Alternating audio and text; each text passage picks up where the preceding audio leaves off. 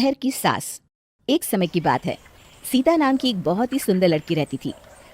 कुछ दिनों के बाद उसकी शहर में एक अच्छे घर में शादी हो जाती है। सीता अपने ससुराल में बहुत खुश रहती है, लेकिन तभी एक दिन, अरे बहू, बाहर कितना अच्छा मौसम है, रिमझिम बारिश हो रही है। जरा रसोई घर में जाकर गर्मा गर्म पकोड़े तो तल कर ला।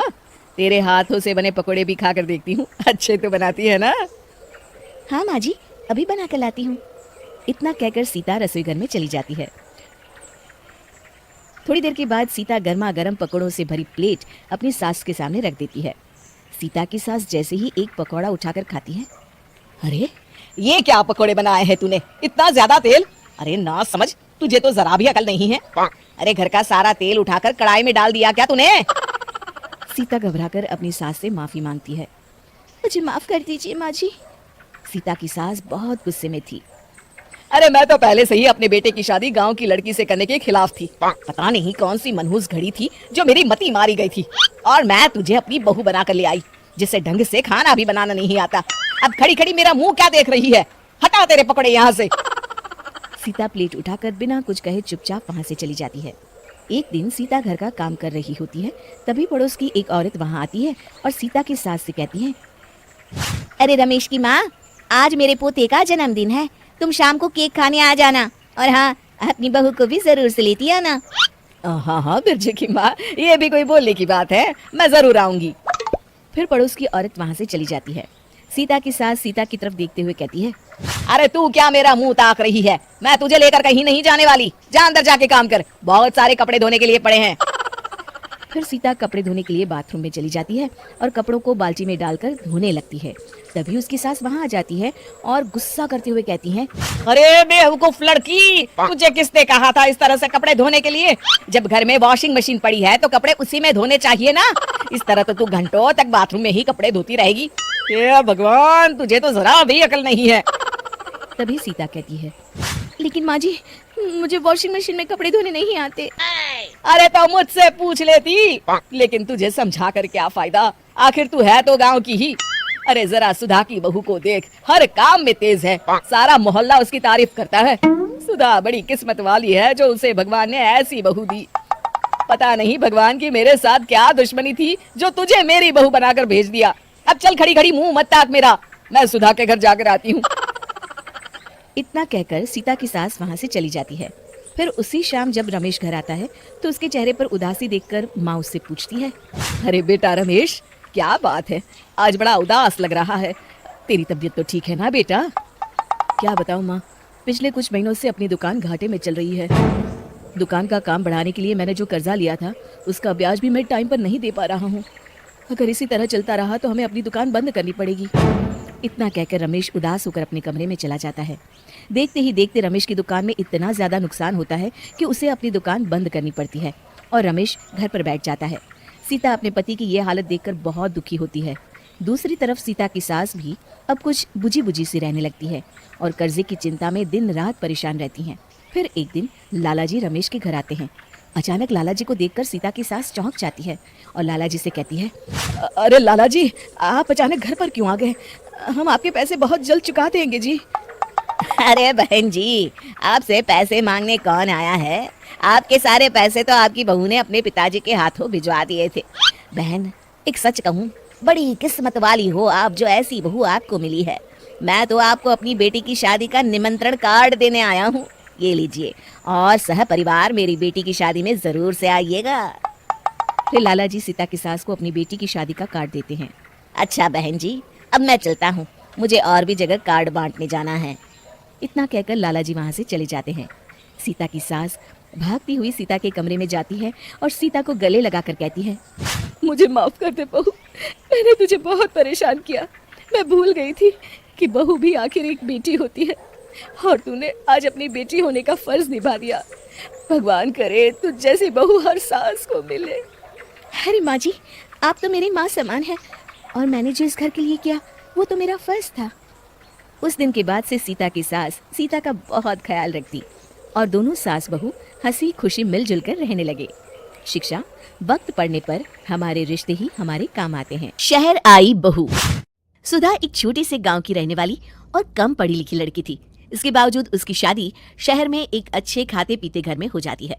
सुधा, माँ सुबह सुबह मंदिर चली गई हैं। तुम बिना देर किए मेरे लिए नाश्ता बना दो, मुझे देर हो रही है। ए जी, मैं अभी आपके लिए ऐसा नाश्ता बना के लेकर आती हूँ कि आप अपनी उंगलियां चाटते रह जाएंगे जी। सुधा जल्दी से रसोई घर में जाती है। हे राम, रात के सारे जूठे बर्तन अब तक वैसे के वैसे ही पड़े हैं। एक काम करती हूँ, मैं इन्हें जल्दी से बड़ी वाली मशीन में डाल के धो लेती हूँ। सुधा सारे बर्तन वॉशिंग मशीन में डाल देती है और जैसे ही मशीन स्टार्ट करती है, मशीन के अंदर पड़े बर्तन धड़म धुड़ुम की आवाज करने लगते हैं और एक जोरदार आवाज के साथ वॉशिंग मशीन की मोटर जल जाती है। हे भगवान, ये क्या? वॉशिंग मशीन में आग लग गई। अरे बेवकूफ, किसने कहा था तुमसे वॉशिंग मशीन में बर्तन धोने के लिए? परसों आप ही ने तो मुझसे कहा था जी। अरे यार, वो मैंने डिश वॉशर के बारे में कहा था। वॉशिंग मशीन में तो सिर्फ कपड़े धोए जाते हैं। बहुत ज्यादा नुकसान हो गया क्या जी? अब वो तो इसका मिस्त्री ही आके बताएगा। 8-10 हजार से जेब ढीली करनी ही पड़ेगी। अच्छा, अब मैं जा रहा हूँ, बाहर नाश्ता कर लूंगा।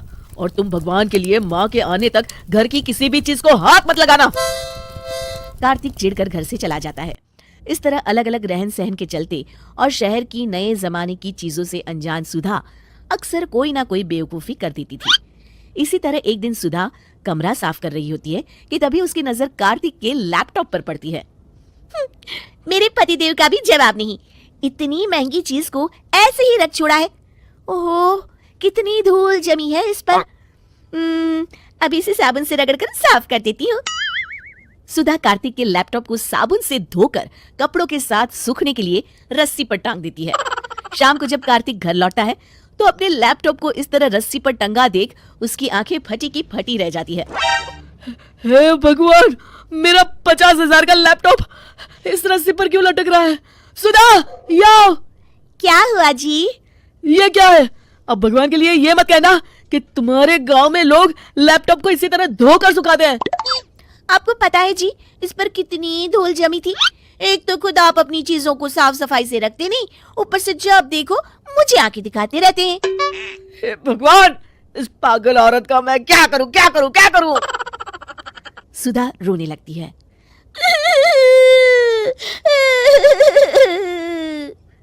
तभी वहां सुधा की सास आ जाती है। अरे अरे, क्या हुआ? इतनी जोर से क्यों चिल्ला रहा है? बाहर तक आवाज आ रही है। अपनी आंखों से देख लो, आपकी लाडली बहू ने मेरे इतने महंगे लैपटॉप के साथ क्या किया है? अब ये किसी काम का नहीं बचा। अरे, गलती तो इंसान से ही होती है ना, तू इसे प्यार से भी तो समझा सकता है। अरे बेटा, घर गृहस्थी की गाड़ी ऐसे नहीं चलती। पति पत्नी दोनों का आपसी तालमेल होना बहुत जरूरी है। और तू है कि जब देखो इस पर धौंस जमाते रहता है। बड़ा आया तू, चल बहू यहाँ से। कार्तिक भी मुंह बनाकर वहां से चला जाता है।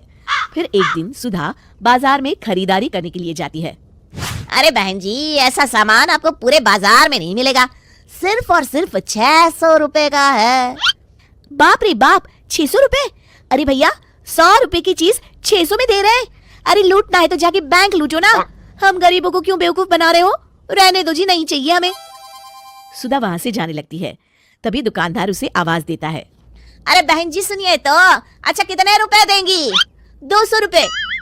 अरे बहन जी, ये तो बहुत कम है, एक काम करिए 400 रुपए दे दीजिए बस। 200 से 1 रुपया भी ज्यादा नहीं दूंगी, देना है तो दो, वरना मैं तो चली। अच्छा ठीक है, 200 ही दे दीजिए, वैसे भी बोनी का टाइम है। इस तरह सुधा पूरे बाजार में घूम घूम कर खरीदारी करती है। शाम को जब कार्तिक घर लौटता है तो घर में सामान का ढेर लगा देख चौंक जाता है। अरे बाप रे, लगता है सुधा पूरा बाजार खरीद लाई। इस औरत के कारण तो मैं एक कटोरा लेकर सड़क पर बैठ जाऊंगा। अरे क्या हुआ? अपने आप से क्या बड़बड़ा रहा है? अरे माँ, ये सब क्या है? इतना सारा सामान खरीदने की क्या जरूरत थी?